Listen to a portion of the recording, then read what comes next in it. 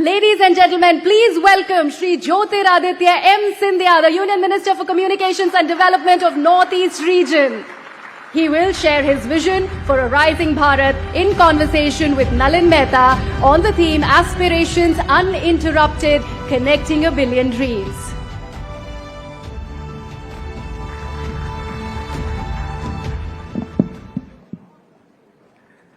Thank you very much, Mr. Scindia, for joining us for Rising Bharat and for sparing your time. Let me start with a question that affects all of us with a mobile phone and a SIM card and WhatsApp.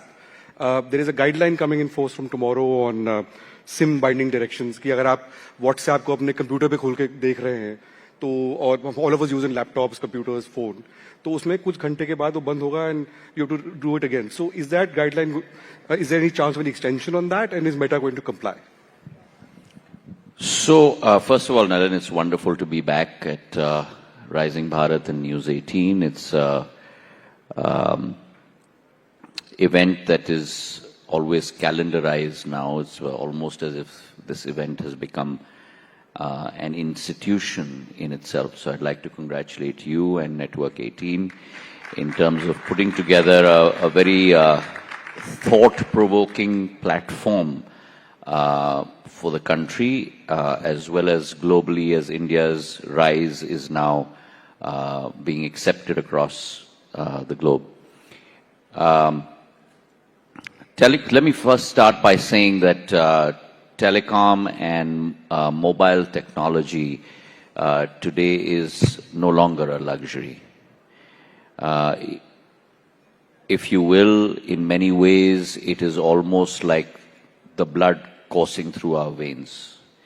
It is the invisible digital highway on which not only communications run, but it becomes in many ways a carriageway on the basis of which commerce, communication, livelihoods, and economies across the world run. So very akin to what happened in the Industrial Revolution almost over a century ago, where you had the world powers building out railroads and highways. This is what I call in Hindi the Adrishya Adhosanrachana, the invisible highway, which enables a lot of content to go through it. Now, when that happens, then there are a lot of economic positive externalities, but there are also some negative externalities that accompany it. And it is our job at the Ministry of Communications to make sure that we have a firewall, if you will, in place that prevents negative externalities from taking advantage of this system. Whether it be cyber fraud, whether it be digital arrests, whether it be even beyond that, other nefarious activities, and I won't allude to it, you know what I'm talking about from a national security point of view. And therefore, SIM binding has become the need for the day. Because otherwise what happens is that when you first connect your phone to a lot of these OTT platforms along with a mobile number, and then if you remove your SIM, those OTT platforms are still very active.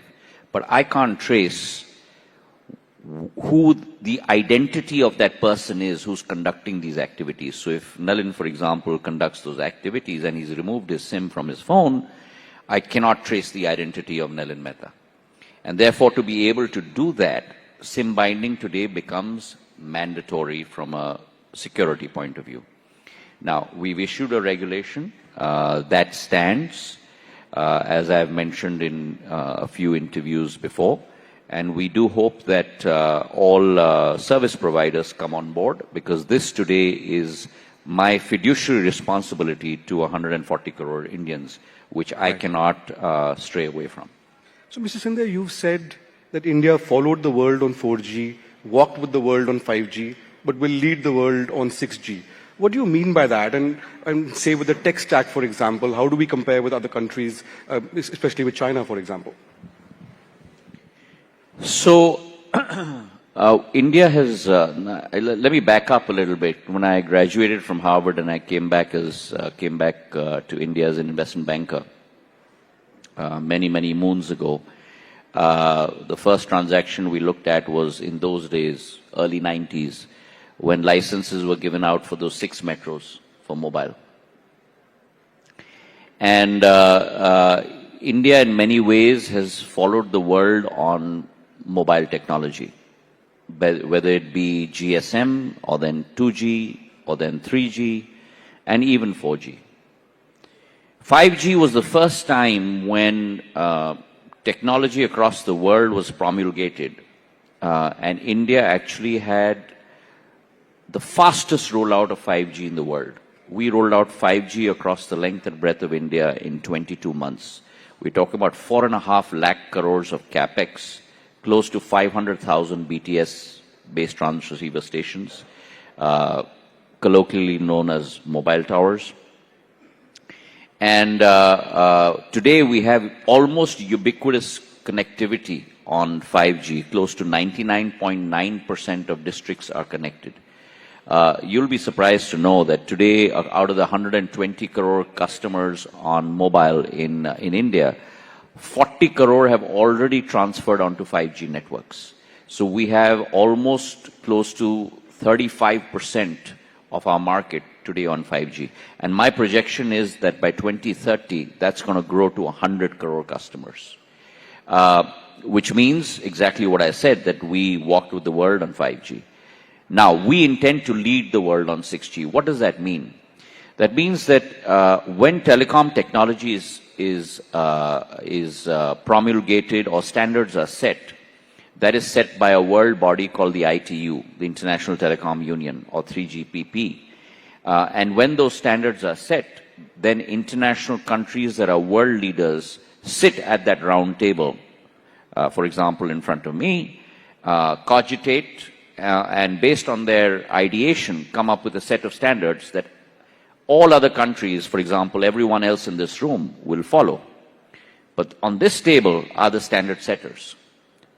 India has never been on this table. And it's for the first time with regard to 6G that the Prime Minister set the vision in 2023, and he set the goal that Bharat 6G Alliance, which is a group of companies, entrepreneurs, engineers and scientists from IITs across the country, telecom service providers, ISPs, telecom equipment manufacturers, the whole value chain is a part of the B6G Alliance. And we have grown from initially 15 members to over 100 members today. We have alliances with similar 6G platforms across 30 countries across the world, from UK to US to Brazil, to Africa, to all across the world. And so therefore we are working on a global alliance. And India for the first time is sitting on that table where standards are getting set for 6G. And for the first time, our proposal of ubiquitous connectivity to every single citizen across the globe as a paper has been admitted and accepted as part of the 6G standard setting protocol on that table. We propose to have contributed 10% of patents towards 6G. So India today is no longer following. India today is no longer walking. We're on that table setting the standards along with other stakeholders for the world as 6G gets rolled out over the next 3 to 4 years, which is a huge transformation for India. Right. So,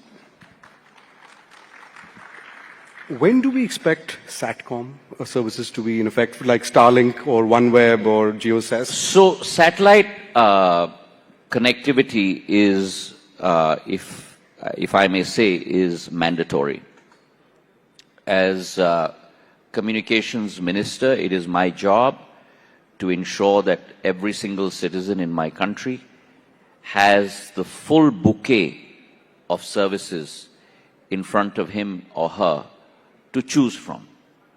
And that means not only 4G, 5G technology, that means not only broadband, that means not only VSAT, that also means satellite, because satellite can go where no other technology can go.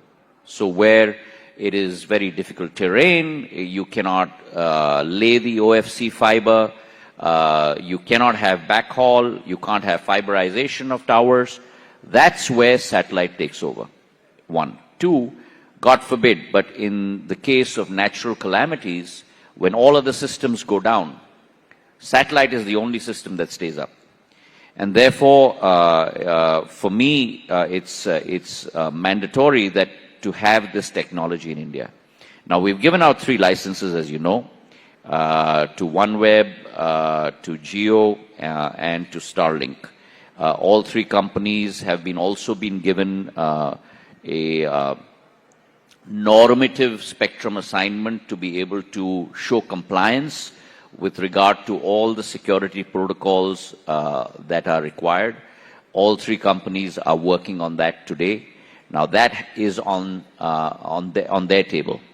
As far as government is concerned, because spectrum is going to be given by assignment and not by auction, we have to come up with a spectrum price. TRAI has just reverted with their recommendations. DOT will synthesize those recommendations and come out with their decision on it. And then we will announce the spectrum pricing. When both of these happen, one responsibility on the side of the satellite operators and one responsibility on our side, when both of them converge, operations will start very soon thereafter.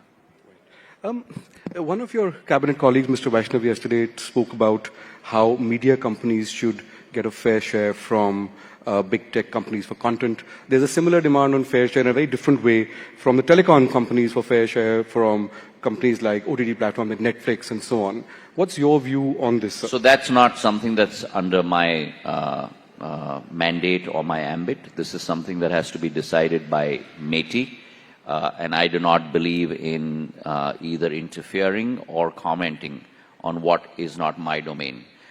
In life, Nalin, I've been very clear, I'm very fixed in terms of what is my area of mandate and to be able to execute to the satisfaction of both my ecosystem constituents and the public of India to be able to get the best performance out of a system that's there.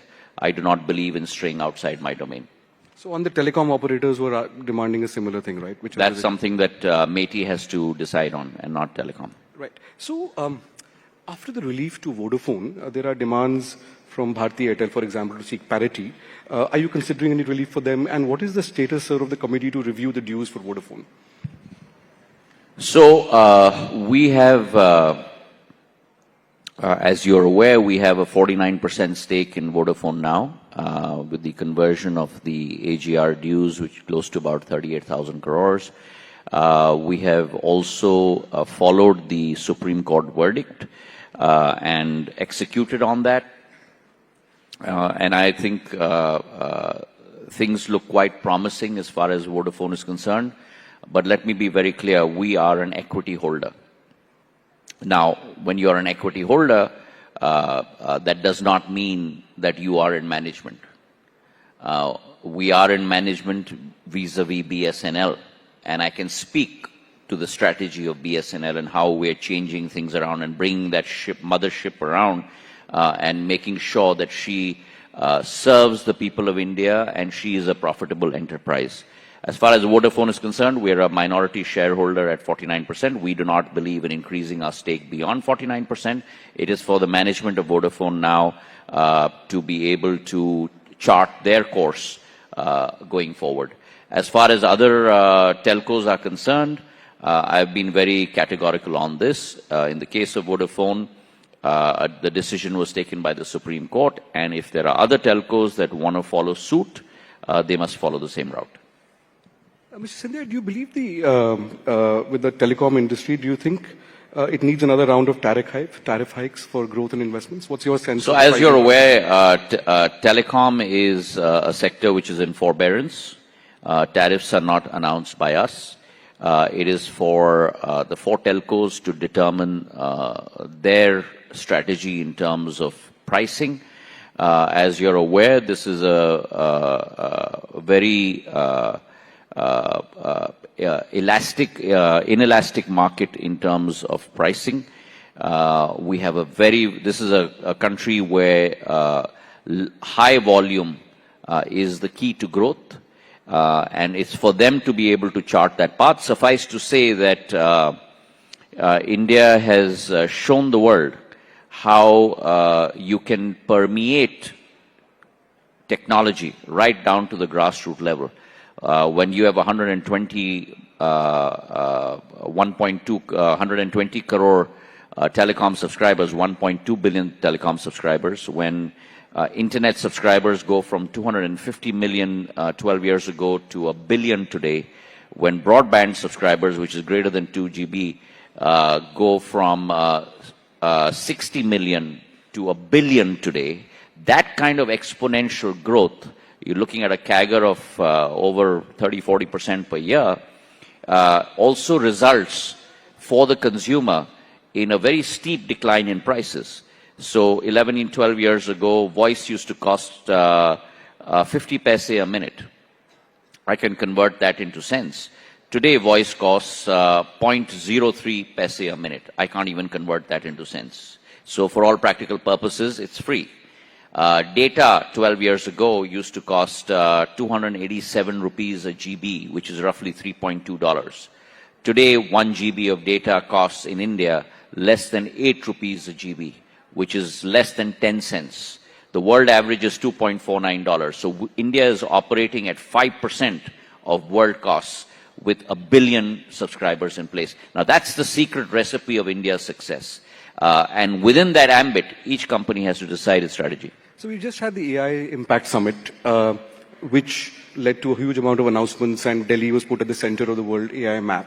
But we also had Congress stormtroopers attacking it, shirtless protests. What's your sense, as a former congressman, now in the BJP, what's your sense of how the Congress is approaching this right now?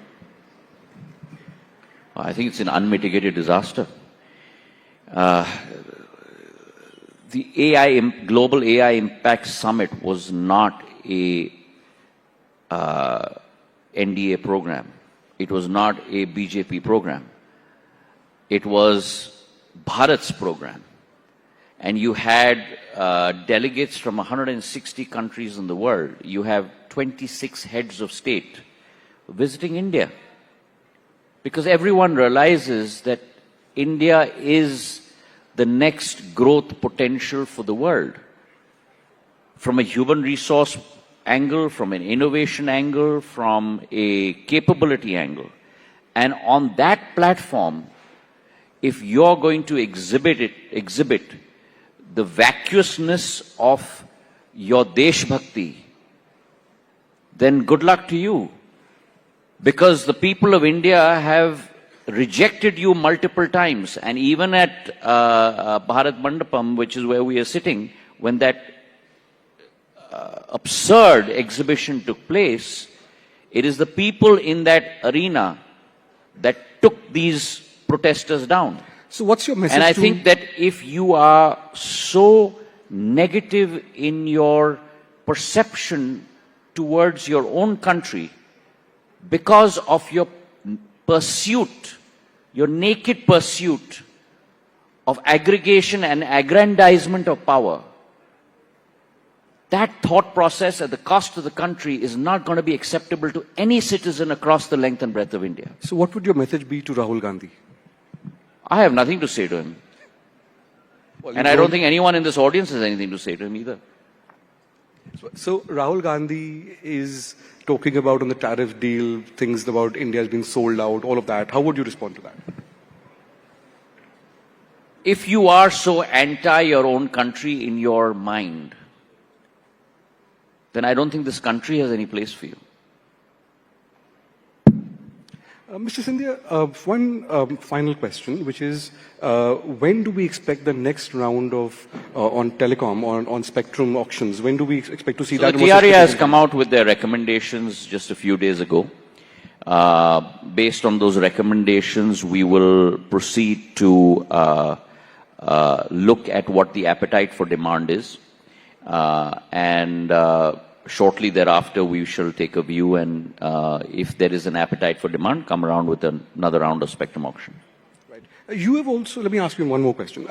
You've also said on record, and you've recently argued, that AI could contribute somewhere around $950 billion of India's GDP by 2030. How would that happen, and what is your view on the big fear that jobs will go? So what's going to happen with AI is my belief, putting on my hat as an economist and less of that of a politician, is that you will see what, from an economic perspective, has been the concept of creative destruction. And you had creative destruction many times during humankind's history. You had it when, post the Second World War, when technology assumed significance again. You had it in Y2K.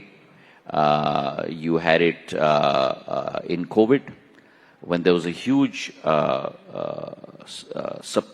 suppression of time where digitization just pole vaulted. And AI is going to be another inflection point. And unlike what a lot of skeptics say, I think it's going to create more opportunities than extinguish them. There is going to be a huge amount of intellectual opening up for creativity across multiple sectors, from manufacturing to services.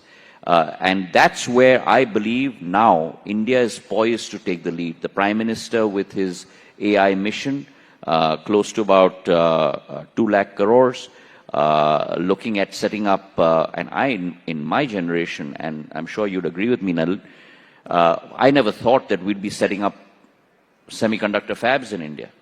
And you've got a multiple amount of fabs that are being today set up in India. So what India is setting herself up for, and this is what Prime Minister saw 12, 15 years before this has happened, is that the next revolution is going to come from technology. And we have to move, i.e. India has to move from being a services nation to a product nation. And that's only going to happen when the whole value chain of that ecosystem is going to be set up in India. So all the way from chips and semiconductors to LLM models, to making sure you productize on the telecom equipment side, which is why we've got our own India 4G stack now with BSNL. So India is positioning herself for this new revolution that is already on the anvil. And I believe that that is what is going to move us to the forefront. And India is going to become what she was almost 2,000 years ago, where she contributed 25% of the world's GDP. As an Indian citizen today, I have great confidence that by 2047, we will be leading the world on the stage in terms of contribution to GDP, an economic giant, and not only that, I believe that we will be a philosophical giant in terms of creating Vasudeva Kutumbakam and that prosperity for all notion for countries across the world. Right, Mr. Scindia, thanks very much for being so candid and forthright as always. Ladies and gentlemen, a big hand on behalf of Jyotiradityya Scindia.